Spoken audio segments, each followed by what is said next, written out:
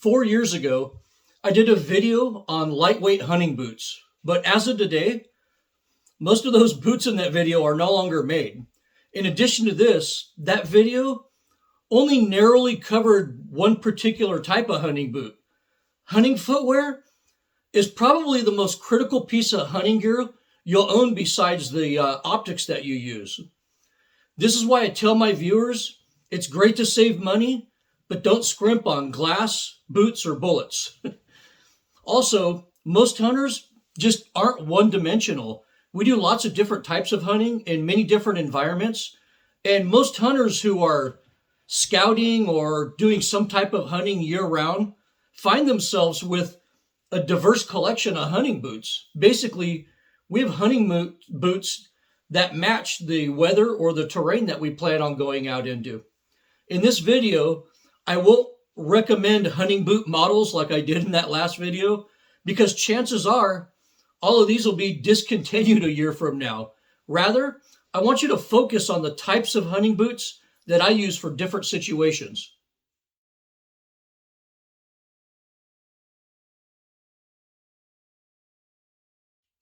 Most hunters in America and Europe don't get to experience the joys of hunting in extreme heat. Sure, you'll get some bow hunters in Utah or Montana complaining about 85-degree weather, but that's not hot in my book.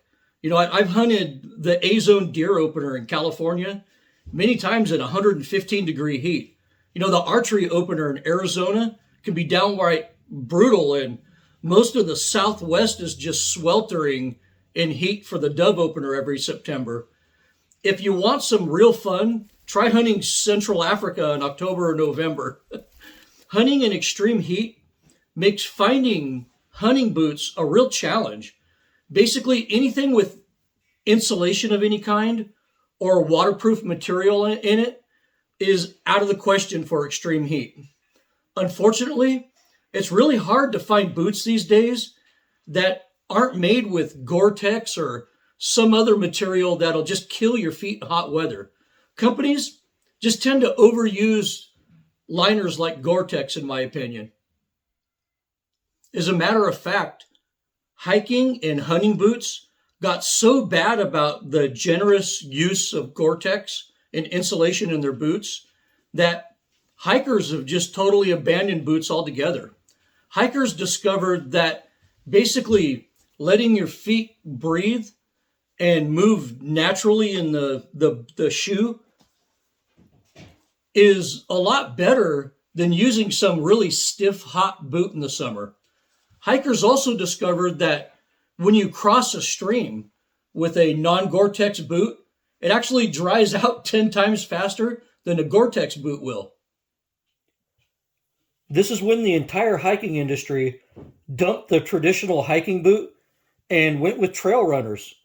These are my wife's Ultra Lone Peak 6s, and she walked for 2 weeks in northern Zimbabwe in the bush with these shoes. In fact, most of the hikers completing the Appalachian Trail, the Pacific Crest Trail, and the Continental Divide Trail use shoes similar to this. And these are my personal extreme heat hunting boots. These are the Ultra Lone Peak Hikers. And these things just breathe awesome and have plenty of room for your feet to swell and for your toes to spread out. These are basically zero drop shoes that give you awesome contact with the terrain with no break-in required at all. But within the last 2 months, Ultra just released a new version of this boot called the Lone Peak Hiker 2.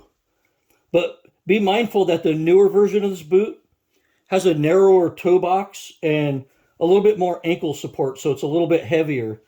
But as you could see, companies are constantly changing things up and coming out with new versions of their boots. But extremely lightweight and breathable boots like this do have some drawbacks to the hunter. You see, hikers stay on trails, so their footwear requirements strictly favor comfort. In contrast, hunters are usually off the trail, chasing animals on hillsides and through brush, and sometimes even engaging in mountaineering. This means that you need a boot that breathes well, like these Ultras do, but also offers good support and resistance to thorns and cactus. Out of all of the boots in the entire hunting world, that's the hardest type of boot to find. So for a really hot weather hunting boot, I've settled on the Loa Toro LLs. The LL stands for leather lined, and it basically means that this isn't the GTX or Gore-Tex line version of these boots. And these are now my go-to early season hunting boots and Africa boots. So you want a non-insulated, non-Gore-Tex, non-waterproof boot that gives plenty of support. You also want it to be all leather to prevent thorns and cactus from going through your boot. A boot like this is hard to find, but they're really worth owning if you hunt in extreme heat. And I highly recommend the Loa Toro LLs.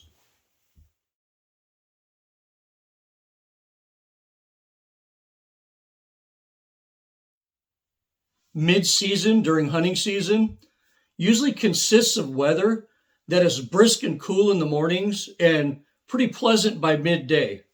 Mid-season boots typically have little to no insulation, and different weight socks are usually used to regulate heat within the boot. Mid-season is also when the rains start to come, and these boots should provide some form of water resistance. My go-to mid-season boot for most hunting is my Loa Renegades. And yeah, this is the same pair of Loa Renegades that I used in that original video a few years back. And they're actually still going strong. As you recall, the first set I got of these had some manufacturing issues, and I traded them in for a new pair, and the new pair's been great. Just a little update on these Loa Renegades. And these are the Loa Renegade GTX, the Gore-Tex line ones. And these are actually warmer than they look for a non-insulated boot. And they're also extremely comfortable. But boots like this require a little bit of break-in. You're not just going to put them on and walk around with them like you are a trail runner or something like that. They do need a little bit of break-in before you go out on a hunt. If my mid-season is warmer than expected, as it's been like for the last few years, I might use something like my Garmont Tours. I also like these as my spring turkey hunting boots if it's a little bit on the warmer side in April, which it often is where I live. They keep the morning dew that's on all of the tall grasses out there out of the boot, but they also stay cool as the day heats up on me. So basically, a good mid-season boot will keep your feet dry and comfortable, but you won't overheat in it.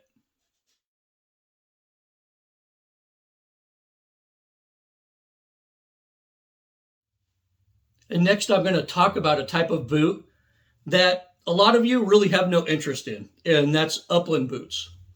Upland boots can be categorized as a modified mid-season boot, probably, since upland season in most states is from about mid-October to late January. These boots are always waterproof, and they're usually even insulated. Upland boots are kind of becoming antiquated, as most hunters just tend to use standard mid-season or late-season boots these days for their upland hunting needs. But there's still some purists out there who will always wear their favorite upland boots. The original upland boot was the Red Wing mock toe boot. And those sold in the 1950s and became an instant hit among upland hunters. And since then, pretty much all upland boots kept that same basic mock toe design. Upland boots are designed to hunt fields. They have a really shallow tread pattern on them, so they don't get caked with mud while you're working a field. They're solid leather too, so thorns and cactus won't ruin your hunt. And they have a really thick, tough sole on them, so stalks and stubble won't penetrate through the sole while you're walking through cut fields chasing ringnecks. And these are my Upland boots right here, my favorite Upland boots anyways. And these are the Thorogood 1957 flyaway boots. And I absolutely love them for, upland hunting. And it's a good traditional upland boot. You know you've had a good day bird hunting when your boots are full of blood and feathers. Hell yeah.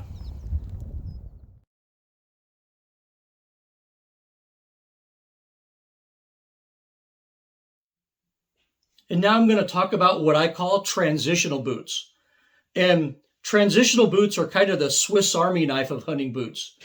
These are the boots you can do mid-season hunts with perfectly, then add some heavier socks to the mix, and they can transition into late season fine.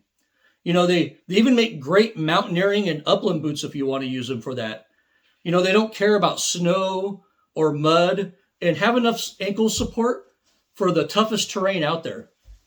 My personal boots for this duty are my uninsulated Kenetrek Mountain Extremes. If it's not that hot outside, these are my go-to boots, and you'll probably see me wearing these most of the time. There's a lot of imitators of this boot, so I like the original Kenetrek Mountain Extreme for this duty. And I think the best of these transitional style boots are made by Kenetrek and Crispy. If you have a high arch like I do, you're going to love the Kenetreks. And if you're flat-footed, you're going to love the Crispies a lot more. When you get into boots like this, it's also the point where break-in and fit become extremely important. I think my Mountain Extremes are probably the most versatile boots I own.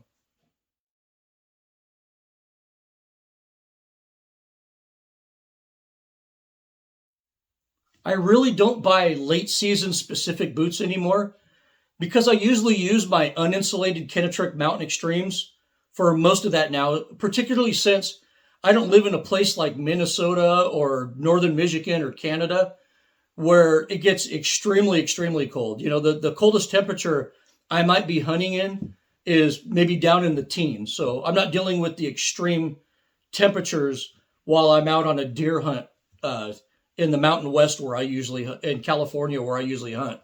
But the late season boots I do have is actually a pair of insulated Kenetrek Mountain Extremes. So it's the same boot, just with a little bit of insulation in it. A late season boot is basically just a transitional boot with more insulation in it. So boots like the insulated Mountain Extreme or the Crispy Wild Rock are the favorites of most late season hunters. For a true late season boot, that has to be both waterproof and insulated. And don't go cheap on late season boots. Manufacturing flaws in the insulation or leaks in the boot can result in frostbite. It's a serious deal there. So with late season boots, you actually want to spend the extra money and buy quality.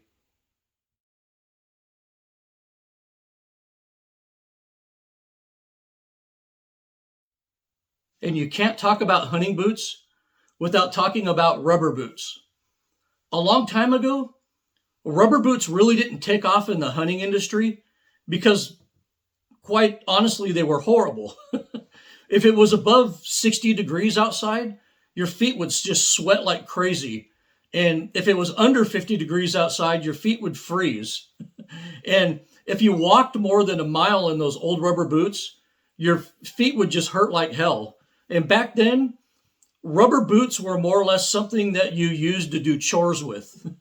But all of that changed in the 90s when rubber boots basically received good liners that actually breathe a little, so your feet didn't sweat as bad inside. And they started coming with insoles that were really comfortable so you can hike a little bit in them. Then they received insulation in them to keep you really warm. And finally, neoprene was used basically to make the uppers really soft, flexible, and form-fitting.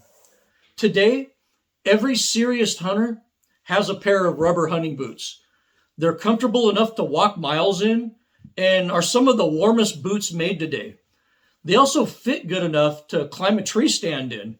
And when I hunt a muddy field or a marshy area, these come out of the truck first. I'm not even messing around ruining another pair of hunting boots. These are just, they work and they're simple. So when I get home, I just take these things into my backyard and spray them with a garden hose, and they're good to go.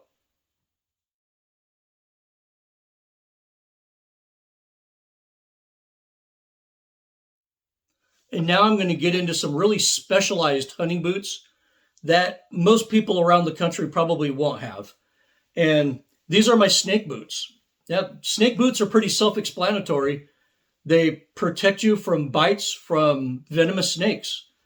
I don't really have to worry about snakes in most places that I hunt. And I honestly think that the threat that they pose during hunting season is hugely overrated. People make it sound worse than it is, and I'm out in the desert all the time. But once rattlesnakes go into brumation, they usually don't worry me anymore. By the time quail season opens, the rattlers in my area are already in brumation or they're fasting for it. And your chances of being struck by lightning are probably higher at that point than being attacked by a rattlesnake. But there are times when snake boots do make a lot of sense, and I'll admit that. Um, when we go into many desert environments early into season to maybe hunt doves or rabbits or even to scout, it's still hot enough for rattlesnakes to be very active. So when I do use snake boots, this is basically what I wear right here. Your snake boots need to be uninsulated and breathe adequately because they're usually worn in warmer weather.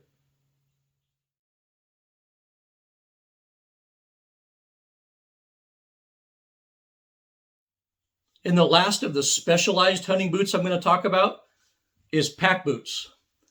Pack boots are primarily for hunting in the snow. You'll often find me chasing quail in the mountains in January or trying to get trout on the upper Owens River while the rainbows are spawning out of Crowley, and there's a few feet of snow on the ground. Perhaps, some late season ringnecks in South Dakota, these would be good for that. And this is where pack boots really shine.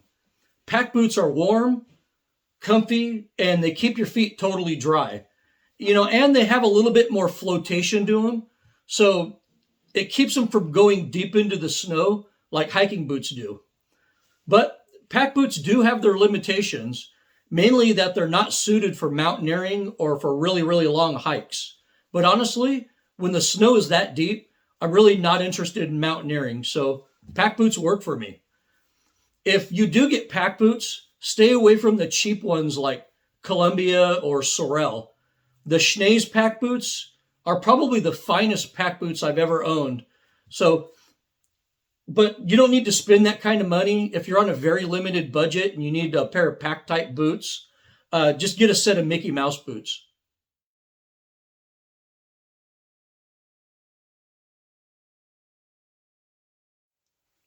Earlier in this video, you heard me say that if you have a high arch, you're going to love the Kenetrex, and if you're flat-footed, you're going to love crispy boots. The worst thing you can do is have blind brand loyalty to a boot manufacturer because fit is more important. Even though, even different boot models of the same brand will have a different fit to them. For instance, look at this right here. One boot is the Garmont Groove and the other one is the Garmont Tour. Look at the toe box on both of these. The Groove just has a really extra wide toe box on it that gives you a lot of movement in here.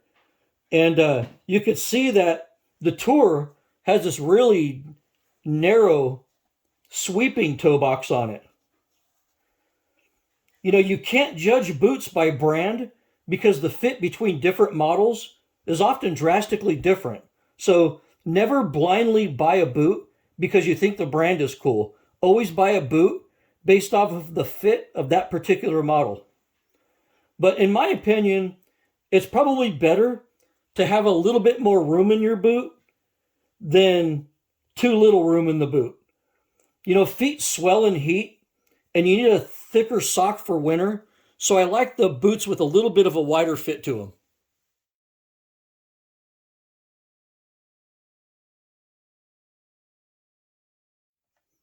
Socks are just as important as shoes, sometimes more important. Warm socks are a pretty easy affair. You get a good thick wool sock and you rock out with it. Warm socks are generally thick and they tend to hide hot spots in boots and make otherwise crappy boots a lot more comfortable. But they're warm or sometimes too hot. But socks for warm weather are where things become a lot more difficult. For hot weather, your socks need to really wick away moisture fast. And this makes merino wool the absolute king of the warm weather sock world. The hot weather sock also has to be so thin that your foot doesn't overheat. And to do this effectively, they've added extra padding in strategic places to eliminate hot spots and wear. You know, socks like these even have venting areas. You can see that in there. You know, a warm weather performance sock is just an engineering marvel. Just make sure whatever socks you choose, your sock isn't so tight that it cuts off circulation.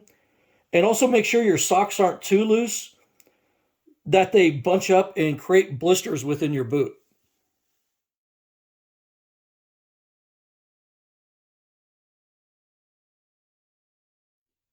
Boot care is the thing that most hunters probably neglect the most and ultimately leads to problems that people tend to blame on the boots themselves. Boots need to be cleaned and treated regularly to maintain the leather health and to stay waterproof. Proper boot care will add years to the life of your boot.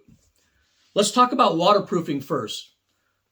A brutally honest truth that most experienced hunters and backpackers know is that liners like Gore-Tex aren't really waterproof for a long time, like you think they are, if at all. Some of them aren't waterproof from the factory. Waterproof liners and membranes are very fragile and they're sensitive to things like heat and abrasion. And, you know, all waterproof liners, you know, a fact of all of the waterproof liners is that they have stitches in them where water can intrude. So the point I'm trying to make here is that the actual leather and material on the outside of the boot is really your first line of defense against water. And if you don't continually clean and treat your boot, it's just not going to be waterproof. And you'll end up going online and giving the boot bad reviews when it's actually your fault. When selecting a product to treat your boot, make sure that you're using something made for boots. A lot of oils and chemicals can destroy the leather and rubber on boots. I used to use Nick Wax until I found out that they're pretty much anti-gun lefties. I now use the Kenetrek Boot Wax, which, politics aside, I feel is a superior product. Also, never use heat to prep or dry your boots at any time. Heat can delaminate the rands, break down the adhesives in the boot, damage the rubber, and actually change the overall shape of the boot. Heat also destroys waterproof membranes on the inside of your boot like Gore-Tex. So if you listen to that numbskull on YouTube who told you to use a heat gun on your boot, the Gore-Tex liner and it's probably ruined, and you'll be lucky if you didn't completely compromise the structural integrity of the entire boot. If you use Knit Wax, you could treat the boots while they're still wet, but other brands want you to use their products on dry boots. I personally only treat my boots when they're dry because it's easier to see the application of the wax on the boot because of the color change on the boot. So after I clean my boots, I let them sit and completely dry, air dry. I don't use heat on them. And then once completely air dried, I start applying boot wax. You know, these Kenetrek boots have this brushed leather which is very porous and soaks up wax really good. So put it everywhere, including, inside and between the eyes, in the stitching, on the welt, if you have one. Get it in every nook and cranny on the outside of the boot. And once the boot wax is generously applied to every leather surface and all the stitching, let it sit and soak in for about 20 or 30 minutes. So after that 20 or 30-minute wait, I come back with a clean cloth and I wipe off all the excess. Be mindful before I start cleaning it and doing this, I'm removing the laces from the boot to make it easier. And then lastly, after the boot's dried out and it's all wiped down, I'll put my boot laces back on, and these boots are ready to hunt.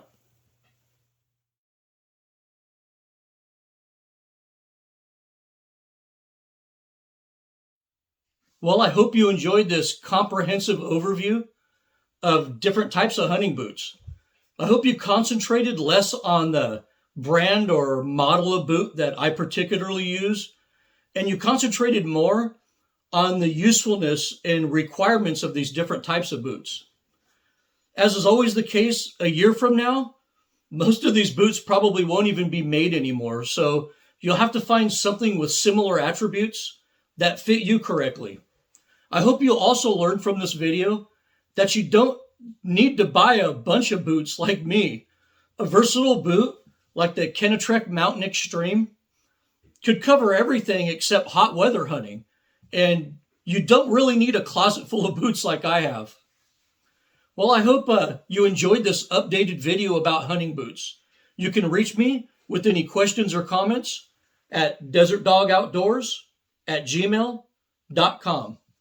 As always, thank you for watching and good hunting.